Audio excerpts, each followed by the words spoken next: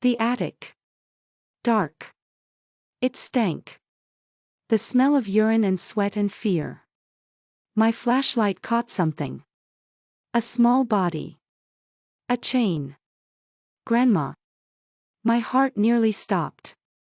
Emma. My granddaughter who'd been missing for 3 weeks. She was here. Grandma. I can't take it anymore. I need water, please. I rushed over. I looked at Emma's face. Her cheeks were sunken. Her lips cracked. Her eyes hollow. And then I saw her neck. The marks from the chain. Red and swollen. Infected. My hands trembled. 30 years I'd worked as a detective. I'd seen brutal crimes over and over. But this was my own granddaughter. Emma, I'm here. Grandma's here. I'm going to get you out of here. 6 hours earlier. I'd gotten a call from my daughter Jessica. It was 3 days ago. Mom, I'm going on a business trip. Can you check the house? I need someone to water the plants. Of course, honey. How long will you be gone? A week. Maybe longer. Her voice had been shaking. Something was wrong. But I didn't ask. Jessica and I had been distant lately. Because of her husband Michael. Today, I came to my daughter's house. I unlocked the door. Went inside. The first thing I noticed was the smell. Like something rotting. No, not that. A human smell. Urine. Sweat. Fear. 30 years of detective work sent up warning signals. Something's wrong. I walked through the house. Living room. Normal. Kitchen. Normal. Bedroom. Normal. But the smell was coming from above. The attic. I climbed the stairs. Opened the door to the attic. Turned on my flashlight. And I saw it. Emma, who did this to you? It's okay. You're safe now. But tell me. Who put you here? Tears welled up in Emma's eyes. Daddy. My blood ran cold. Michael did this. Yeah. Daddy said I was a bad girl. Daddy said I wasn't his real daughter. Daddy said I had to stay here until I shaped up. I called 911. This is Ruth Anderson. Former detective, badge number 4472. I found a missing child. 7-year-old Emma Morrison. She was locked in an attic. I need an ambulance and police immediately. The address is 1847 Maple Street. I hung up. I sat down next to Emma. I held her hand. It was cold. I could hear the ambulance siren. But my mind was thinking about something else. Where was Jessica? She said she was on a business trip. But I looked out the window. Jessica's car was in the driveway. On a business trip, but her car's here. My detective instincts screamed. Something's not right. I went downstairs. Looked around the house. The door to the basement. It was locked. I kicked the door. Once. Twice. It opened on the 3rd try. I went down the stairs. Dark. I turned on my flashlight. And I saw her. Jessica. My daughter. Collapsed on the floor. Her wrists were bound. Tape over her mouth. Jessica. I ran over. Pulled off the tape. Mom. Mom, you found me, oh God, oh God. She broke down sobbing. Jessica, what happened? Who did this to you? Michael, it was all Michael. He made me lie. He said he'd kill Emma if I didn't do what he said. 2 hours later. The hospital. Emma was in intensive care. Dehydration. Malnutrition. Infection. But she'd survive. The doctor said. If you'd come much later, it would have been dangerous. But she's a strong kid. She'll recover. Jessica was in a different room. I sat beside her. Jessica, tell me everything. Tears streamed down Jessica's face. Mom, I'm so sorry. I'm so sorry. Just tell me what happened. Jessica took a deep breath. It started 3 weeks ago. Michael came home with DNA test results. He said Emma wasn't his daughter. My heart nearly stopped. He was right, Mom. Emma's real father is someone I was with before I met Michael. I never told Michael. I didn't think it mattered. Michael raised her. I thought he loved her. I really thought he did. What happened after the DNA test? He changed. He said he'd been raising someone else's kid for 7 years. He said I made a fool of him. He said he'd get revenge. Jessica shook. He picked Emma up from school. Brought her home. Chained her in the attic. He made me call the police. Made me report her as kidnapped. He said if I didn't do what he said, he'd kill Emma right in front of me. And then he'd kill me too and make it look like I did it. Why didn't you call me? Tell someone. He took my phone. He monitored everything I did. The only thing he let me do was call you. To tell you about the business trip. I was trying to warn you, Mom. I tried to sound scared. I hoped you'd notice something was wrong. I remembered. Her voice on the phone. It had been shaking. I had noticed. But I didn't ask. I'm sorry, Jessica. I should have caught on. Should have come sooner. It's not your fault, Mom. Michael spent years isolating me from you. He convinced me you didn't care about me. I squeezed my daughter's hand. What was Michael's plan? He was going to wait a few more weeks. Then have Emma's body discovered somewhere. Collect the insurance money. $1 million. And then? And then what? He was going to kill me too. Make it look like suicide. A mother who couldn't bear the grief. Then he'd be free. He could be with her. Her. His mistress. He's been cheating for 2 years. She said she didn't want a man with a family. So he decided to get rid of us. My fists clenched. 30 years I'd worked as a detective. I'd seen men like this before. But I never thought my own family would be the target. Where's Michael now? I don't know. He left yesterday. Said he had work. He was supposed to come back tonight. I looked at my watch. 6 p.m. He'd be back soon. Jessica, stay here. The police will protect you. I'm going to find Michael. Mom, be careful. He's dangerous. I know. That's why I'm going. I went back to my daughter's house. The police were still examining the scene. A detective saw me. Mrs. Anderson, you shouldn't be here. I was a detective for 30 years. I know how to preserve a crime scene. But I also know things you don't. Let me help.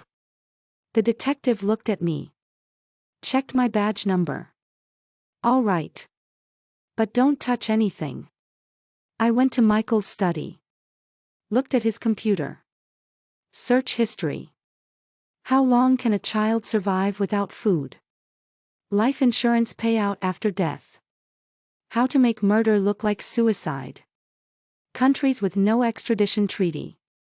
My stomach tightened. Next, I looked at his emails.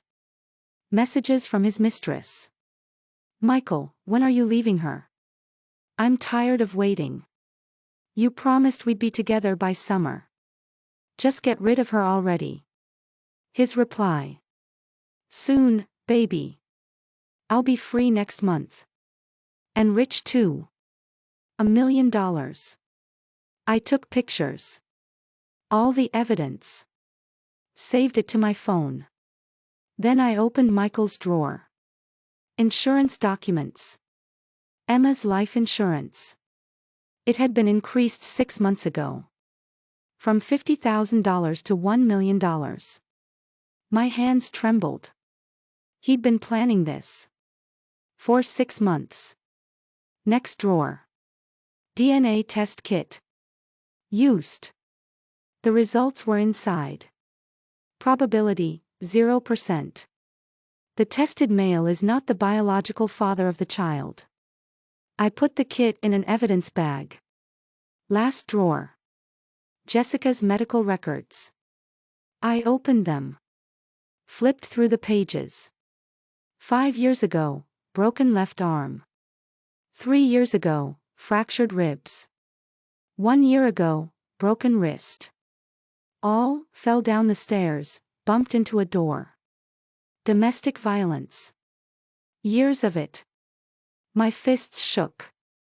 Why didn't I notice? Why didn't my daughter tell me? 9 p.m. I was waiting in front of my daughter's house. Police cars were hidden. 6 of them. I saw headlights. Michael's car. He got out. Looked at the house. Noticed the police tape. His face went pale. He tried to get back in his car. Michael. He turned around. I was standing there. Ruth? What are you doing here? I found Emma. In your attic. Chained up. Starving. His eyes darted. I don't know what you're talking about. Someone must have broken in. I found Jessica too. In your basement. Tied up. She told me everything, Michael. The DNA test. The insurance money. Your mistress. Your plan to kill them both. Michael's face changed. The fake smile disappeared. His eyes went cold. So what? Emma's not my daughter. I raised someone else's kid for 7 years. Do you know how that feels? Jessica lied to me. She deserved it. She was your wife. Emma called you Daddy for 7 years. And you tried to kill them both. They were holding me back. I deserve a better life. A fresh start. With someone who really loves me. I stepped forward. You're a monster. I'm a survivor. And you're just a nosy old woman who should have minded her own business. He reached into his pocket. A gun pointed at me. I didn't move. 30 years I'd worked as a detective. This wasn't the first time I'd had a gun pointed at me. Michael, I was a detective for 30 years. Did you really think I'd come alone? His eyes darted. He looked around. The police cars all turned on their lights at once. 6 cars. 12 officers with guns drawn. Drop your weapon. Get on the ground. Now. Michael froze. Looked at the gun. Looked at the officers. Looked at me. Damn it. The gun dropped to the ground. He got on his knees. Put his hands behind his head. 2 officers rushed over. Handcuffed him. Michael Morrison, you're under arrest. Charges include kidnapping, false imprisonment, child abuse, and 2 counts of attempted murder. This isn't over, Ruth. This is. You have the right to remain silent. Anything you say can and will be used against you in a court of law. Michael was led away. Shoved into a patrol car. He glared at me through the window. Eyes full of hatred. I didn't look away. The patrol car drove off. I looked up at the sky. Stars were shining. I took a deep breath. It was over. A detective approached me. "Mrs. Anderson, thank you. We couldn't have done this without your help." "No. I just did what any grandmother would do." The detective put a hand on my shoulder. "You were an excellent detective. And you're an excellent grandmother." The hospital. Emma's room. Jessica was sitting by the bed. Emma opened her eyes. "Mommy. I'm here, baby. Mommy's here. I'm never leaving you again. Is Daddy going to hurt us?" "No. Daddy's gone.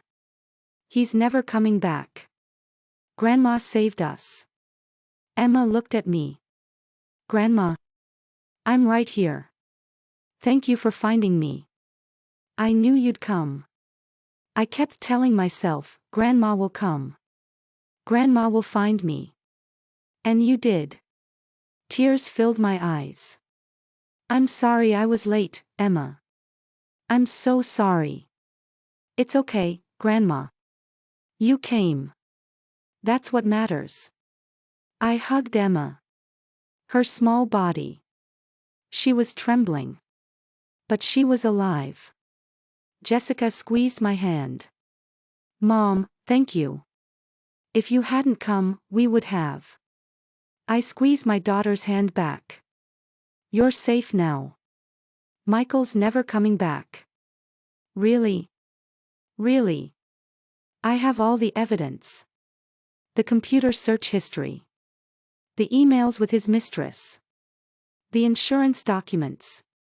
The DNA test kit. The medical records. Everything. He can't escape." Jessica started to cry. But this time, they weren't tears of fear. They were tears of relief. 3 months later. The courtroom. More than 60 people in the gallery. The media was there too. Cameras lined up. This case had made national news. 7-year-old girl imprisoned in attic for 3 weeks. Stepfather's plan to murder for $1 million life insurance. Retired detective grandmother rescues granddaughter. The prosecutor stood up. "Mr. Morrison. You chained a 7-year-old girl in an attic for 3 weeks. You starved her. You abused her. You tried to kill her. And this was because she wasn't your biological child, correct?" "She wasn't my daughter. I had no obligation. You raised her for 7 years. She called you, Daddy. She loved you. And you tried to let her die for insurance money." The gallery murmured. "He's a monster. How could anyone do that to a child?" The prosecutor continued. "You also imprisoned your wife. You planned to kill her too. Make it look like suicide. All so you could run off with your mistress. Jessica lied to me. Jessica Morrison was a victim of your abuse. Medical records show multiple fractures. Evidence of years of domestic violence. You didn't love your family, Mr. Morrison. You owned them. And when they got in your way, you tried to dispose of them." The prosecutor looked at me. The prosecution calls Ruth Anderson to the stand. I stood up. Walked to the witness stand. Put my hand on the Bible. "Do you swear to tell the truth, the whole truth, and nothing but the truth?" "I do." The prosecutor approached. "Mrs. Anderson, you're a former detective, correct?" "Yes. I served with the Aurora Police Department for 30 years. Detective Division. On September 15, 2025, what did you find at your daughter's house?" I took a deep breath. There was an unusual smell. A human smell. The smell of urine and sweat and fear. 30 years of experience told me something was wrong. When I went up to the attic, I found my granddaughter Emma chained up. She was dehydrated. Malnourished. Her neck had marks from the chain. They were infected. If I'd been much later, she would have died. I heard sobbing from the gallery. What did you do next? I found my daughter Jessica in the basement. She'd been imprisoned too. Tied up with tape over her mouth. She'd been threatened by her husband into faking Emma's kidnapping. I examined Michael's study. The computer search history. Emails. Insurance documents. DNA test kit. Everything showed he'd planned this crime. I secured this evidence. And when Michael came home, I arrested him with the police. The prosecutor showed evidence. Can you identify this? I looked. Yes. This is a printout of emails recovered from Michael's computer. Conversations with his mistress. It says he'd be free with $1 million next month. And this? Emma's life insurance policy. It was increased from $50,000 to $1 million 6 months ago. The prosecutor looked at the jury. Mr. Morrison had been planning this for 6 months. After he learned from the DNA test that Emma wasn't his child, he increased the insurance and planned to kill her. Then he'd kill his wife and start a new life with his mistress. Can there be a more brutal crime than this? Michael's lawyer stood up. Objection. The prosecutor is leading the jury. Objection overruled. Continue. The prosecutor looked at me. Mrs. Anderson, is there anything you'd like to say to the jury? I looked at the jury. 12 faces. Serious expressions. I took a deep breath. I worked as a detective for 30 years. I've seen brutal crimes over and over. But this is a betrayal of a child. Emma loved Michael Morrison as her father for 7 years. She trusted him. And he chained her in darkness, starved her, and tried to let her die. For money.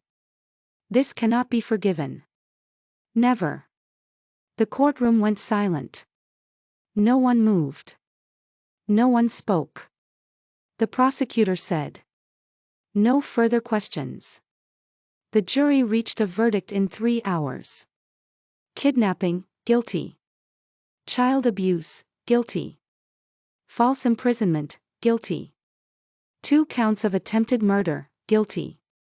Attempted insurance fraud, guilty. The judge read the sentence.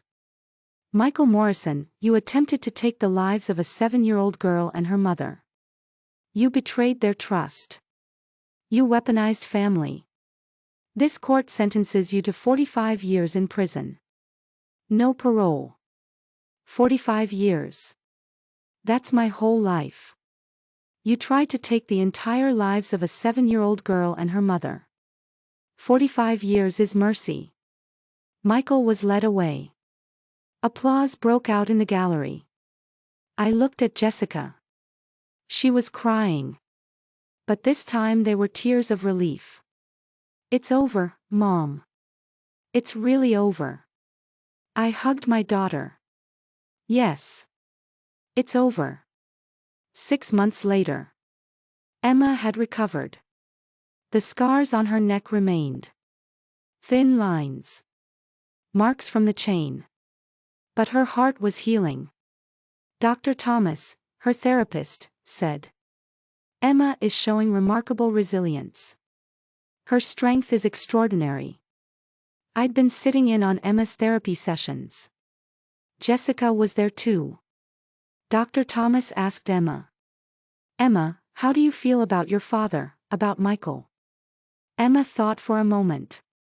A 7-year-old girl. But her eyes were serious like an adult's. "I don't hate Daddy. I feel sorry for him."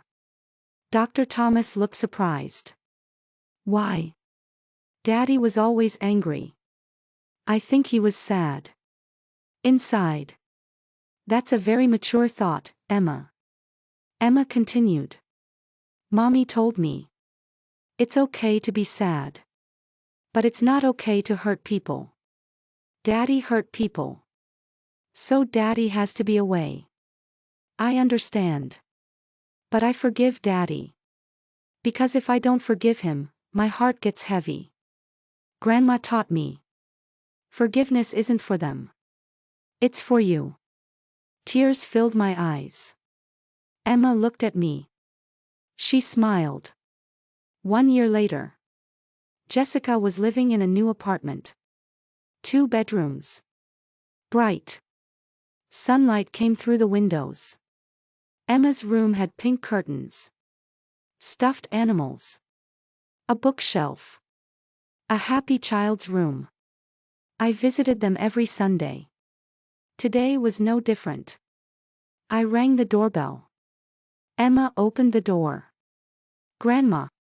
She hugged me. She'd turned 8. She'd gotten taller. Color had returned to her cheeks. Her eyes sparkled. Hello, my sweet girl. Emma pulled my hand. Come, come. I want to show you something. She led me to her room. There was a drawing on the wall. Drawn in crayon. 3 people. A tall person. A medium person. A small person. They were all holding hands. They were all smiling. What's this? Our family. Grandma and Mommy and me. My heart warmed. It's beautiful. Emma looked at me. Grandma, can I ask you something? Of course. Why did you come to the house that day? How did you know something was wrong? I thought about it. I'll be honest with you, Emma. I didn't know. I just came to water the plants. But when I got there, I felt something was wrong. The smell.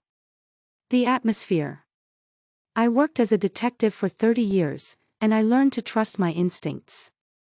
When something feels wrong, you investigate. That day, my instincts saved you. So because you were a detective, my life was saved. In a way, yes. Emma's eyes lit up. Then when I grow up, I'll be a detective too. Like you, Grandma. I want to save people. Tears filled my eyes. You can be anything you want to be, Emma. Anything. And I'll always support you. Always. Jessica called from the living room. Mom, Emma, dinner's ready. The table had roast chicken, mashed potatoes, green beans. Jessica had made it. We sat down. Jessica held my hand. Emma held my other hand. The 3 of us held hands. Emma said, "Can I say grace?" Of course. Emma closed her eyes. Dear God, thank you for this food. Thank you for Mommy. Thank you for Grandma. Thank you for our family. And thank you for teaching me that family isn't about blood. It's about love. Amen. Amen. We started eating. Jessica looked at me. Mom, thank you. For everything. I squeezed my daughter's hand. I didn't do anything. I just love you both. That's everything, Mom. That's everything. After dinner, Emma went to her room to do homework. Jessica and I sat on the couch. We drank tea. Jessica said, Mom, can I ask you something? Anything. Why didn't you stop me from marrying Michael? I took a deep breath. I tried to. But you seemed happy. Michael was nice at first. He seemed perfect. The signs of abuse came later. And when he isolated you from me, I couldn't do anything anymore. I'm sorry, Jessica. I should have pushed harder. Jessica shook her head. It's not your fault, Mom. Michael was good at manipulation. Even I didn't realize it for a long time. But now we're free. We're free. Yes. Jessica squeezed my hand. Mom, promise me. Never let go of me again. No matter what. I promise. I'll never let you go again. 2 years later. Spring. Cherry blossoms were blooming. The park. I was sitting on a bench. Emma was playing. She was on the swing. Higher and higher. She was laughing. Jessica sat down next to me. Look at her, Mom. Look at that girl. I looked. Emma was playing with other children. Laughter. Shouts. Happy sounds. I can't believe it. 2 years ago, she was. Jessica's voice trembled. But now. Now she's a child. Just a happy child. Yes. Jessica looked at me. Mom, if it weren't for you, we wouldn't be here. No, Jessica. You're here because you both were strong. Emma didn't give up. You didn't give up. I just found you. Jessica started to cry. But they were tears of joy. Thank you, Mom. For saving my life. For saving Emma's life. For saving our family. I hugged my daughter. Anytime. Every time. That's what family is. Emma came running over. Mommy. Grandma. Let's go get ice cream. We laughed. Of course. We stood up. Held hands. The three of us. We walked toward the ice cream shop. That night. I was alone at home. I looked out the window. Stars were shining. I remembered. That day. The attic. Emma's small body. The chain. I'd been scared. I thought I might be too late. But I was in time. I took a deep breath. The phone rang. It was Jessica. Mom. Jessica. What's wrong? Nothing. I just wanted to say thank you. You've said that many times already. I know. But I wanted to say it again. You're my hero. Emma's hero. I smiled. You're my heroes. Your strength is what moved me. I heard Emma's voice. Grandma. I want to say good night. Good night, my sweet girl. Grandma, I love you. I love you too, Emma. More than anything in this world. I hung up. I looked out the window. Stars were shining. I thought. When I went to my daughter's house, there was a strange smell. When I went up to the attic, my 7-year-old granddaughter who'd been missing was chained up. 3 weeks. A little girl had endured in the darkness alone. The culprit was my daughter's husband. When he found out my granddaughter wasn't his child, he tried to kill her. My daughter was his victim too. Threatened, forced to lie. I'd worked as a detective for 30 years. I'd seen brutal crimes over and over. But I never thought my own family would be the target. I learned. Evil is everywhere. Even within families. But love is everywhere too. My granddaughter said. I believed Grandma would come. That trust kept her alive. And it moved me. Now we're together. The scars remain. But they're healing. Family isn't about blood. Family is about the people who protect each other. I will protect this family. Until my last breath. And we will be happy. Absolutely. Outside the window, the stars kept shining. Tomorrow, the sun will rise again. And we will live. Together. As a family. 5 years later. Thanksgiving. Jessica's new house. A single-family home. With a backyard. A white fence. A happy home. I rang the doorbell. Emma opened the door. She was 13 now. Tall. Almost as tall as me. Long hair. sparkling eyes. The scars on her neck were barely visible now. Grandma. She hugged me. Strong. Warm. Hello, my sweet girl. I'm not a sweet girl anymore. I'm a teenager. I laughed. To me, you'll always be my sweet girl. Emma pulled my hand. Come on. Everyone's waiting. The living room. A big table. Turkey. Mashed potatoes. Gravy. Cranberry sauce. Pumpkin pie. Everything was beautifully arranged. Jessica came out of the kitchen. Mom. She hugged me. Her face had a smile. A real smile. A smile without fear. And someone else. A man. Mid-40s. Kind eyes. A warm smile.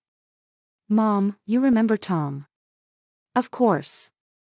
Hello, Tom. Hello, Ruth. It's good to see you. Tom was a teacher. At Emma's school. He and Jessica had met a year ago. At a parent-teacher conference. He was gentle. Patient. He knew about Jessica's past. He didn't rush. He built trust slowly. Emma liked him too. Everyone, let's sit down. We sat at the table. Held hands. Emma said. Can I say grace? Of course. Emma closed her eyes. Dear God, thank you for this food. Thank you for this home. Thank you for Mommy. Thank you for Tom. Thank you for Grandma. 5 years ago, I was in darkness. I was scared. But I didn't give up. I believed Grandma would come. And she did. Now we're happy. I learned that family isn't about blood. Family is about people who love each other. People who protect each other. This house has love. That's why this is my home. Amen. Amen. Tears ran down my face. But they weren't tears of sadness. They were tears of joy. We started eating. Laughter. Conversation. Warmth. Emma said to me. Hey, Grandma. I have a presentation at school next week. What about? About heroes. I'm going to talk about my hero. Who are you going to talk about? Emma smiled. You, Grandma. Because you're my hero. My heart warmed. I'm not a hero, Emma. Just a grandmother. No. You saved me. You saved Mommy. You gave us a new life. That's a hero. I squeezed Emma's hand. You're a hero too, Emma. You didn't give up. You didn't lose hope. That's what kept you alive. Emma hugged me. I love you, Grandma. I love you too, Emma. That night, I looked out the window. Stars were shining. I thought. 5 years ago, I rescued my granddaughter from darkness. But really, maybe she rescued me. Her strength. Her hope. Her love. Family isn't about blood. Family is a choice. Something to protect. Something to love. And we are family. Forever. The stars kept shining. Tomorrow, the sun will rise again. And we will live. Together. Loving each other. Protecting each other.